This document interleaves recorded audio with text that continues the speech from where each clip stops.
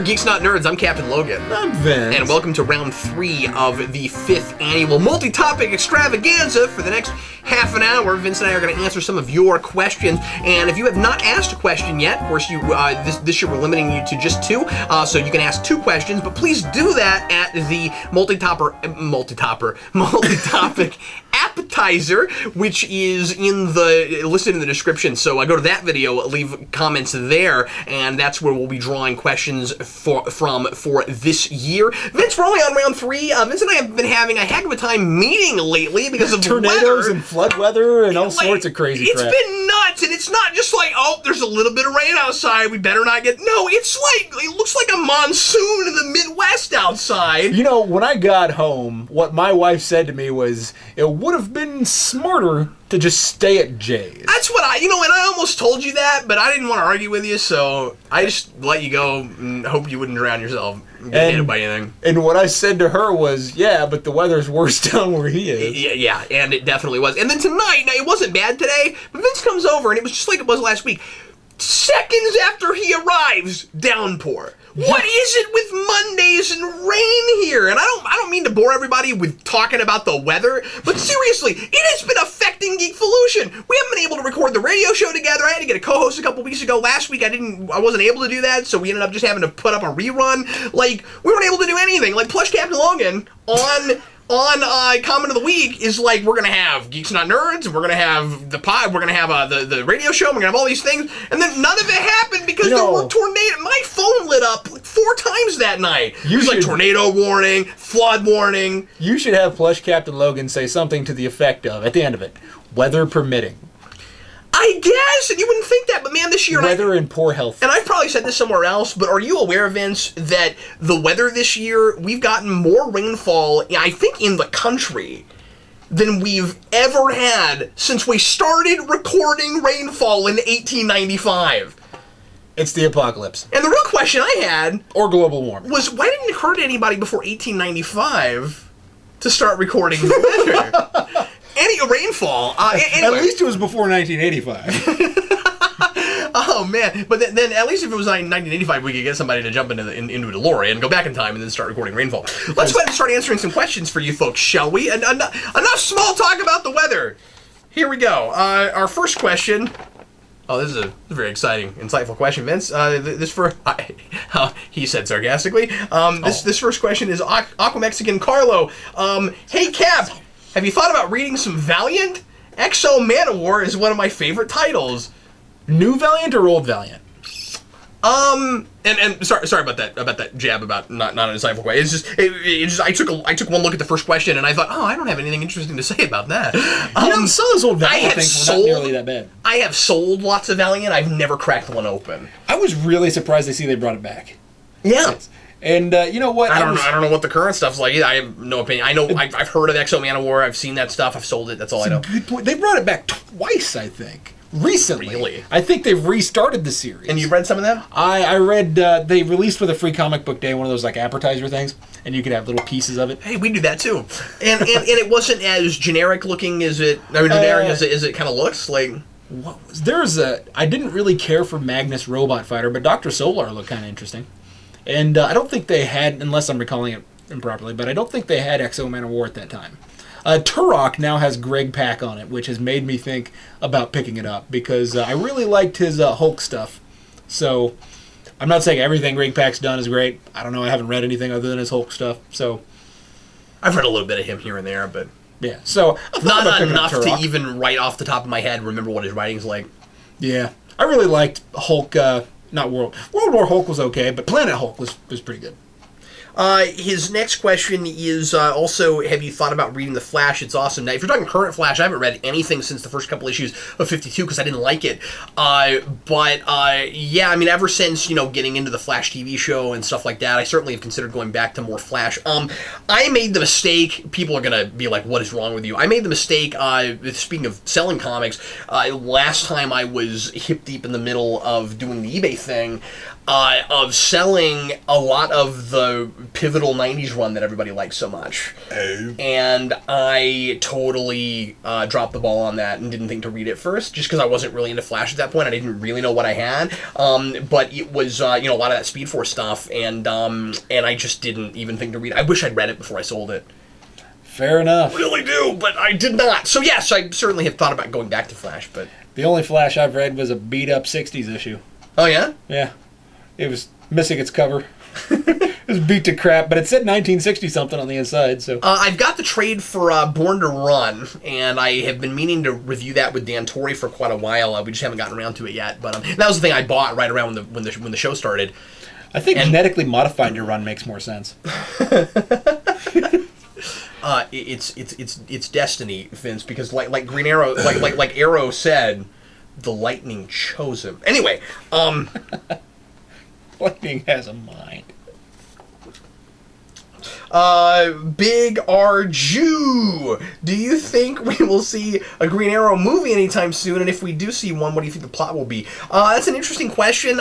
Because Arrow has gotten so popular and has really been the catalyst that's brought in so much superhero comic book stuff to screen to make my life absolutely insane. You can't imagine the number of shows that we're going to be covering on Crisis this year. Oh my God. It's going to be a real crisis. Anyway, I would be very surprised if Green Arrow wasn't at least added eventually to the Justice League roster. Getting his own movie, I think, is also quite likely. I mean, Flash is going to get one.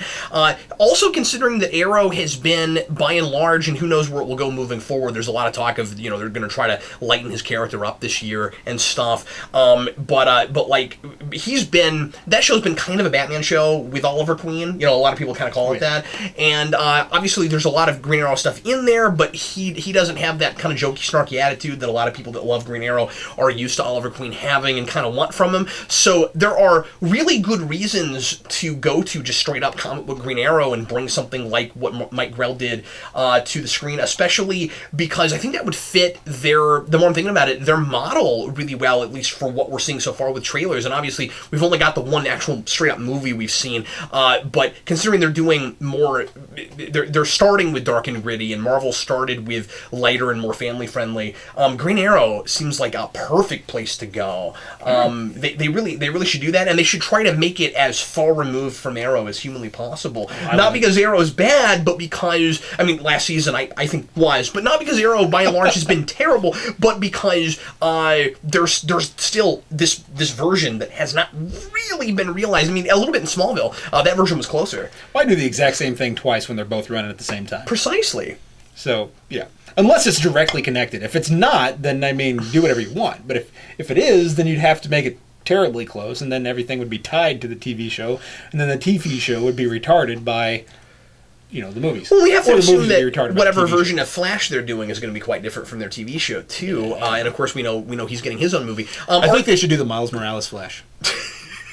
Wally West, I think, is what a lot of people want. But would you agree with me if I were to say, or would you agree with me, Vince, that that's actually the thing I really want to see. The more I'm thinking about it, it's something I really would like to see. Yeah, sure. And I'm surprised to say that because we have it on TV, but yet it's not the same thing. So yeah, it still feels kind of like something that we haven't quite mined yet.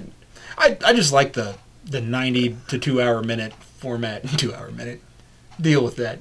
And I like that format better for telling stories, so I want my truncated thing. Oh, really? Yeah, I love movies way more than TV shows. And I like serialized because that's where comics came from in the first place. Yeah. But, of course, there are a lot of great, standalone graphic novels and things like that, so... Yeah, and that's the stuff I tend to kind of read, so... That's a good point, and you don't buy a lot of monthlies. You're much more of a miniseries guy. Vince and I have known each other for years, and we've always known that we're very different people. But you just defined a huge difference in what we love about comics, and the reason that I buy so different from you. Because for the longest time, and forgive me for saying this, because it's going to sound like an insult, and I don't mean it that way. But for the okay, maybe I'm kidding. But Vince, for the longest time, I've always kind of thought that with you, a lot of it was just like. You don't like mainstream. No, I like mainstream. I think more of it is that you don't like commitment when it comes to comics. I don't think you want to be tied to a series that you have to buy for 5 years. I'm sorry, wife. I'm not wrong though, right? No, you're right. But here's the deal. Like, when I see a monthly, because here's the deal. I mean, at the time, like, if you see a series that you really love and you read the first trade of, you might go for more of the trades. But yeah. Like, I feel like I get burned by monthlies. I almost said continuities, but that's not the same thing. That was so Shatner. I get burned by monthlies a lot because eventually they like, well, I have to keep this going somehow, and then they make it ridiculous and it drives me nuts. So you'll start with something that's really pretty good, and you know what? I thought like the beginning of Thunderbolt was pretty good, and then they switched teams and it turned into something that was completely different, and they hadn't finished the story arc from before, and that's my problem. And how many times do endings get rushed because of brand new status quos? Yeah, suddenly everything just changes, and I'm like, you know what? Just give me my dark horse. Here you go. This is the story. It'll be done when it's done. We'll release a new one when we want to. And you gravitate toward a lot of standalone stories about characters that are mainstream but don't fit into mainstream continuities. Yeah, I love it when they do like alternate reality stuff, or even just things that don't have to be connected. Like it doesn't matter. Like maybe it would fit, maybe it wouldn't. And that's what the early Miller Batman stuff was, where we kept building on that stuff, but he wasn't thinking, how am I going to influence the greater continuity with Year One or with Dark Knight Returns, or even Killing Joke. You know, that was one of my favorites, and I know it ended up being connected, but it wasn't initially. But we had to pick and choose. The ending is ambiguous. Yeah. So, yeah.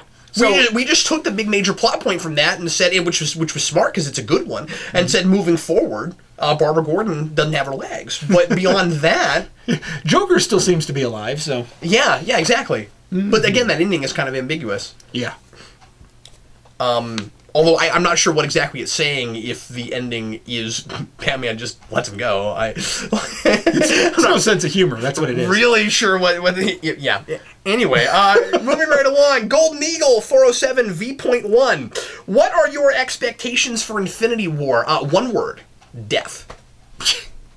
No. I don't mean people dying. I mean the character. I want her so bad. Courting death. That's what I want. It has to happen. You cannot end that movie and say courting death, especially because in the context it didn't really make a lot of sense. But I loved it. But I did kind of love that sort of pseudo name drop happened. Yeah, you know what? What I loved about it is that nobody really, like, even the people that had no idea who Thanos shall be. Or they're like, I think that's one of the like Darkseid or something, and and then and like, well, you know what? They're still into it. They don't care. They just think it's cool. Absolutely, no, that was for us. The only reason I say it didn't make sense was because they're talking about how since they couldn't beat humans, messing with humans is courting death, and I'm like, that's going a little too far, right? Like, why are you really that afraid of us? I don't know. It's just because he's got a little Love Jones for death already. Yeah, but that wasn't him talking. Oh, that's fair. That was his right hand minion guy. But anyway, beyond the death thing, he's like, oh minion, you know me so well. That's all I really wanted to say. But yeah, I think that was a double entendre thing, that the character probably did not actually mean death. That doesn't really make any sense. But I think that the script did for us. Anyway, anything beyond that for you that you had that you're really hoping to see? I'm just waiting for his minions to say ba ba ba ba ba ba na. Yeah, I think they're probably going to take it in a good direction. I don't necessarily project that they're going to do anything in particular other than make Thanos the major bad guy, and I would also like to see death involved in it because I feel like that's a major part of it. So I like where they're going. I have a lot of faith in them. I guess I don't have a lot of faith in them to make a Thor movie, but I am like one of like 3 people that don't like those movies. No, you're not. A lot of people have that. I still think I just don't like them. Besides Iron Man 2, I still think they're the weakest of them. Yeah. Definitely. And with Iron Man 2, that's only because the ultimately the villain motivation in the middle didn't make any sense. But yeah, but I think we've got a really good chance at something really good with Ragnarok. Because we're just now straight up doing some Simonson stuff. We're not beating around the bush. The comic book Ragnarok stuff that happened in the 2000s wasn't necessarily bad. Yeah, I don't know anything about that, but I know they're doing Surtur in that book, so it's gonna be the early Simonson stuff they're mostly adapting, I'm sure. Sweet. Yeah. That's I don't know. That's the stuff that influenced Thor more than anything. How do you think the Fantastic Four reboot will pan out? I gotta tell you, I have no idea how to call it. I cannot call this now because 6 months ago, the kind of fan consensus seemed to be, this is going to be terrible. They're going too far against Fantastic Four. We just want to go back to Marvel, so let's boycott it. And I'm hearing less and less of that the more we're seeing trailers for it. Vince, in a year with only 3 superhero movies, I think it's got a shot in a way it wouldn't if it was next year with 7. Yeah. And so I think it might perform well enough to have a sequel.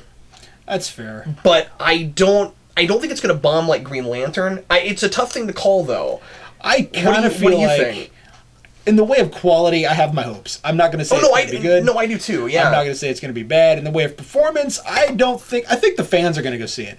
And when I say fans, I mean comic book fans, not necessarily Fantastic Four fans. I think comic book fans, people who actually read comic books, plus people who go, oh, a superhero thing? I might go see that, are going to go see it. But I don't think it's going to get the pull that a lot of people would want a comic book movie to have, mainly because it doesn't say Marvel's Fantastic Four in front of it. Yeah, but I think just because it's not connected to anything else, and because people don't really look back on the other Fantastic Four movies fondly, and let's face it, there are comic book fans that are big fans of Fantastic Four, but do the general public really care about a Fantastic Four movie anymore? I don't know that they do. As far as will comic book fans see it, it's likely to be the same thing that you have with so many things like this, where a lot of them will go begrudgingly, where they'll say they're not going to go, but then they're too curious, so they'll go anyway, or they want to go just to complain. Yeah, You'll have some of those people. I mean, I'm interested in it. I still think that it looks like it might be great, but I stand by what I've said before, and I'll say this one more time real fast, which is, even if it's great, I still want it to bomb. Yeah.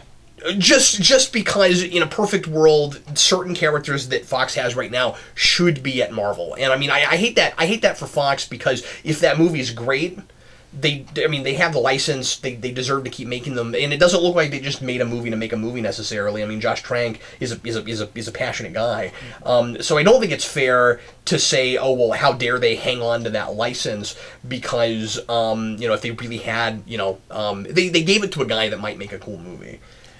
Yeah. Verdict's out on that. Now, if we see it and it looks like a cash-in, screw them, Yeah. But I don't know that that's what we've got. And I love what they're doing with X-Men. So it's not fair to say, because Marvel's got a great studio now, they should get everything back just because of that. That's not fair if Fox is making good movies, but I'm torn because I want Marvel to have everything that's not X-Men. Well, that's the thing though, is that it kind of depends for me. Like, I feel like if it's a superhero, it should be within it. If it's a thing that has always been kind of a piece of controversy of whether or not it should actually be part of the universe, you know what? Sure, toss it on to somebody else. X-Men does great at Fox. Cool. I mean, not every X-Men movie, obviously, but X-Men is a thing that some people said, should it even be in the Marvel U? It doesn't necessarily make sense to be part of the continuity. And I say, great. In the cinematic universes, let it be separate. Fantastic Four doesn't, in my mind, make a lot of sense to be wholly separate from the Avengers and Spider-Man and things like that. We kind of the problem is that it's the FF, as we always say, was Marvel's first family. We kind of started with that. You wouldn't have Marvel without FF. I understand It'd be like why Warner Brothers not having Superman and Batman, because it's kind of their first major ones that people tend to still read. Yeah. Well, you're saying it's like DC not having that, yeah. Yeah, what did I say? You said Warner Brothers. Oh yeah, but there's some people that don't. That's true, but I'm just saying that, like, we're talking on the level of a universe, not a studio. I just want to clarify what you said, because I know folks are going to be like, what is he talking about? Listen what I mean, not what I said. CC Scorsese videos, Cap, do we look too deep into the meaning of some movies? Is there such a thing as that? Is there a point in analysis where to justify liking or hating a film, we try too hard to make sense out of substance that isn't really there? This, Vince, strikes me as something we might want to address at some point in a whole video, but we'll talk about it briefly here. This is an excellent question. I feel a lot of people read way too much into films, looking for ideas that I'm not sure were actually intended, and end up getting labeled as pretentious or nitpicky. Are there any films you feel fall into this category of overanalyzed? I don't know that we'll sit here and try to come up with a whole bunch of movies, because I feel like that is a thing we should make a movie about, but let's address it briefly. Go ahead, Vince. This is a thing I could talk about all day long. Yeah, theme has always been a kind of a big thing for me. And when I was in those writing classes that we took at KU, if it was something that was just god-awful terrible, I would look for theme. And You try to critique your peers' stuff being nice, so you start with theme. And if you have nothing good to say. So, here's the deal. And may I say this real quick? Sure. That what I love about your saying that, and tell me if I'm reaching too much with it. Tell me if I'm overanalyzing your statement when I say this. But that makes it sound like if you have to go to theme for a thing that is no good, then there are things that are great that you can't quite pinpoint it. Yeah. That there are things that are things that are great despite having a clear, obvious moral of the story.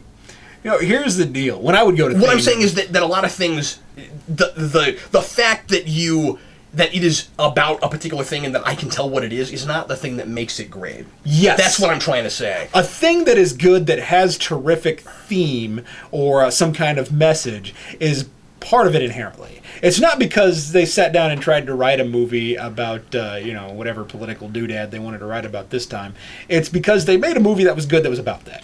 And it's not that they made a movie about that eventually turned out to be good. Because that and effectiveness are two very, very different things. Yeah. If you want to write something that's just trying to be a mouthpiece for an idea, write a paper. That's fine. Precisely. But I do think that sometimes people look too deeply into something. Like, here's the deal. I keep saying that. People want to love something. But it is the deal. It's the deal. Here's the deal. If you find a horse head in your bed, you're probably in a movie. I mean, it's never happened to me in real life. Right? Yeah, I'm telling you, you're probably in a movie. Unless you're sleeping in a barn and the horse is still alive, in which case you got drunk. So, how much time do we have, sir? Or you're a hobo. Drifter. So, look, don't offend the hobos that are watching. Somebody's sitting in a library right now. Anyway, so I do think that people often try to read too deeply into something that they want to love. How offensive Vince has been in this video. Fair enough.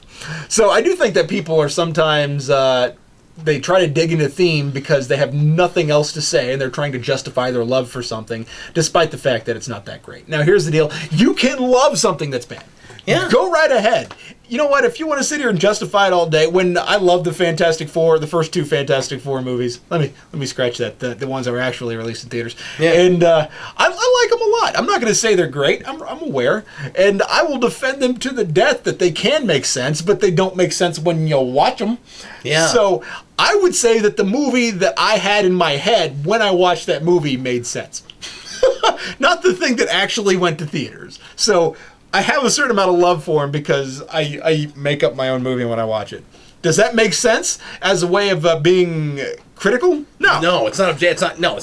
It's not critical at all. So, but you have the right to do that. You just don't have the right to do that in a review or I can't expect you guys to have the same experience. Yeah, and I think a lot of the time, overanalyzing, reading too much into a thing, and to be fair, this is a thing that we get accused of some, and sometimes it's valid. I have such an analytical mind; it's difficult for me not. But what I mean is, I think most of the time when I'm analyzing a thing and I give you evidence for why I'm saying a thing, that I'm usually pretty confident that the thing I'm saying is there. When people say I'm overanalyzing, I think it's more because they think that I'm putting too much emphasis on that thing.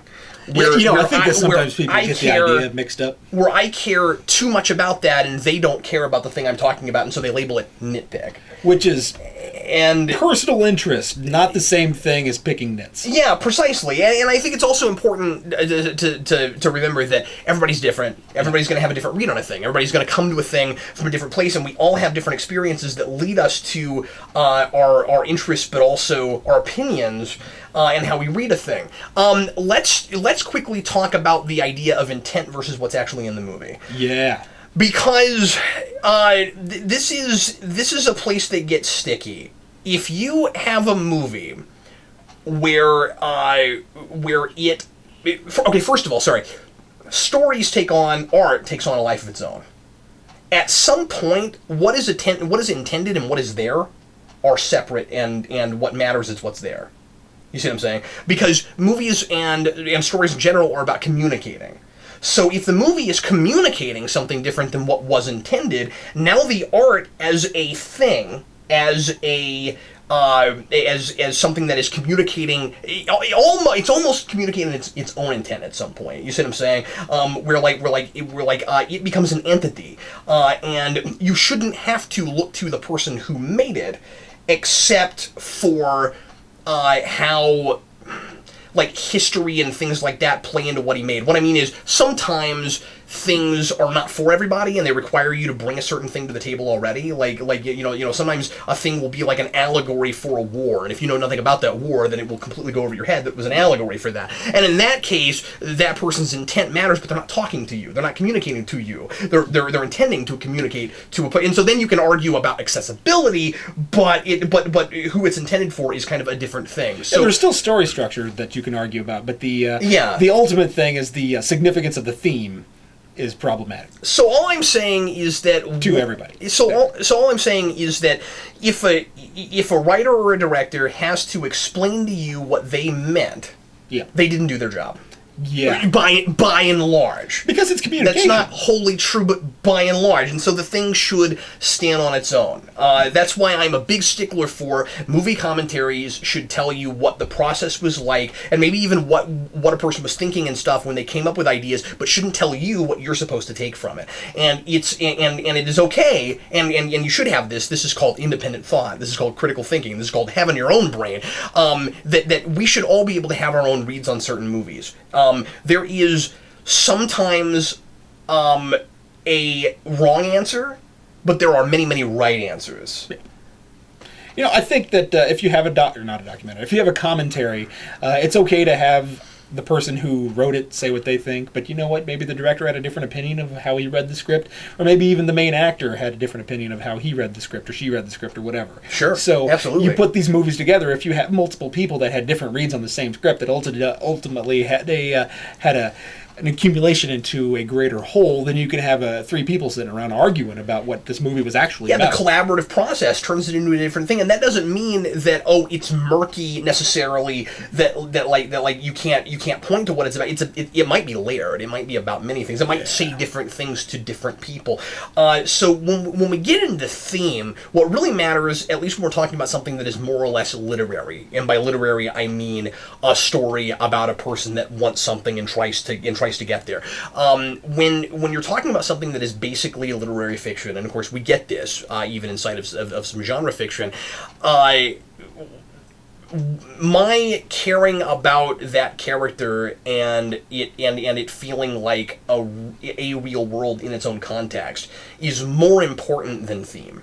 Yeah. Because theme comes from that. So, I agree with you that it is maybe pretentious to only talk about something when we're talking about fiction, especially when we're talking about something that isn't wholly allegorical, that's not just there to make a point. That if you're only talking theme, because a lot of the time you'll kind of be missing the point.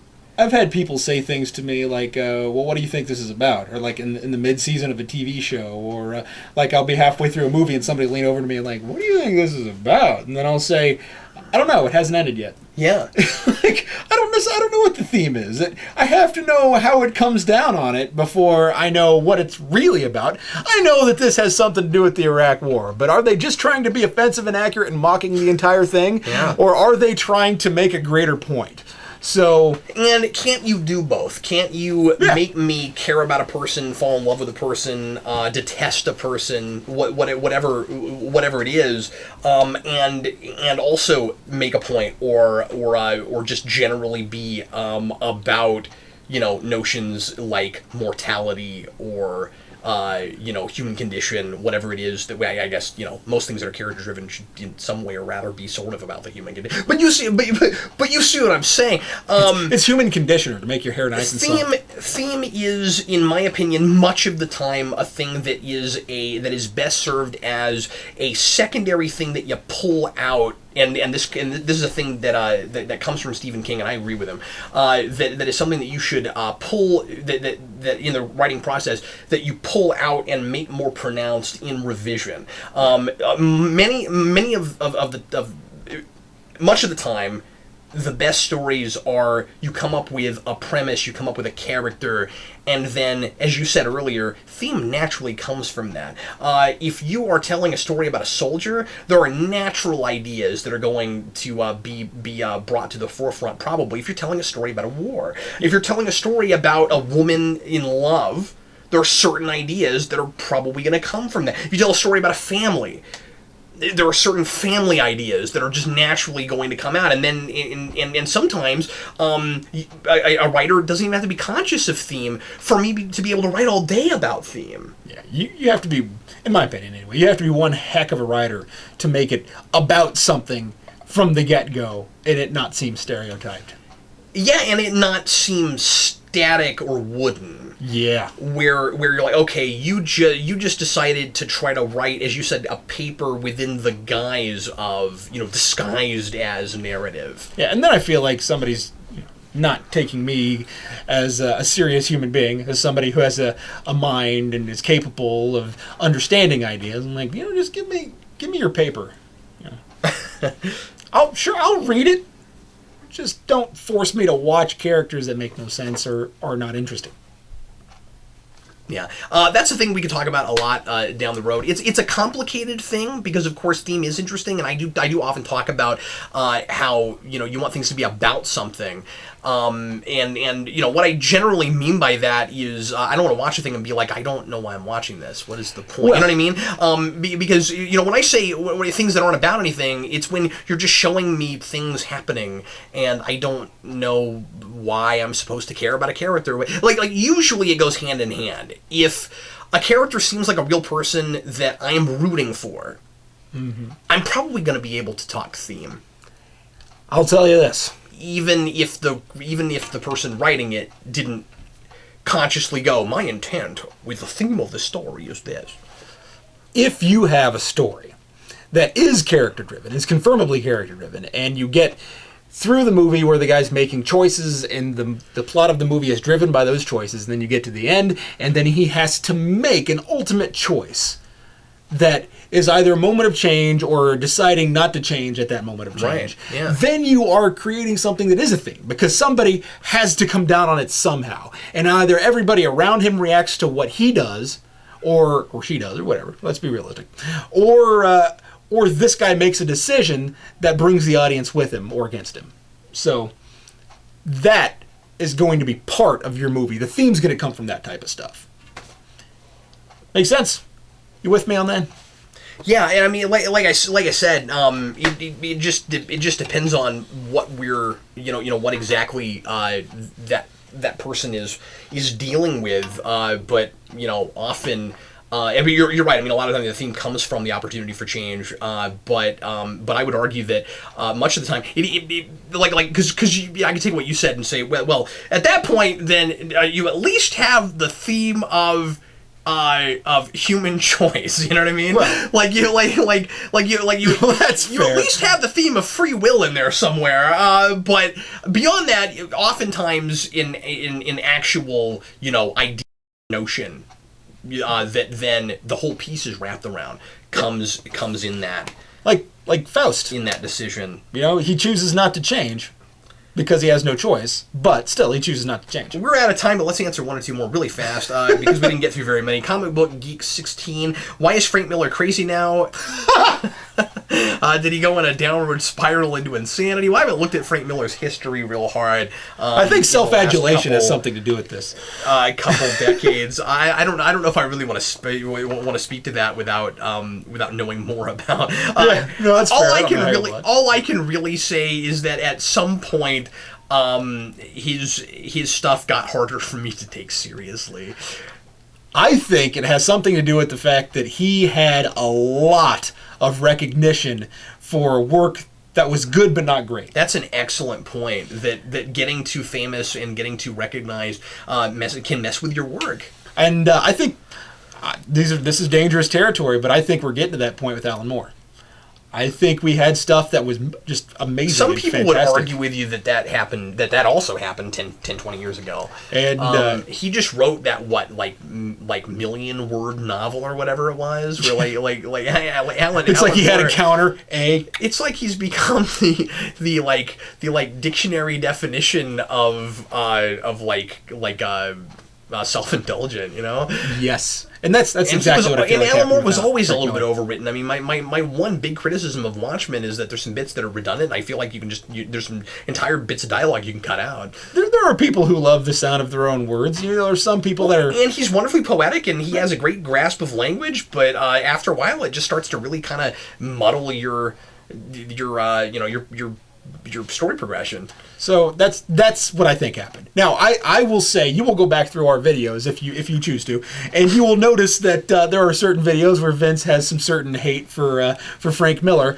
We had a joke for a while that we couldn't get 3 minutes into a video without me taking a pot started. shot. Yeah, at Alan Moore, right. At Frank Miller. But I meant Frank Miller, sorry. So, I love Alan Moore, and I like certain things from Frank Miller, but I feel like Frank Miller got too much recognition too fast, and I feel like Alan Moore continued to progress in his career until he got a little crazy, or even significantly crazy. And then you have Frank Miller, who started loving his own work and stopped trying to progress as an artist and started trying to push forward as a businessman.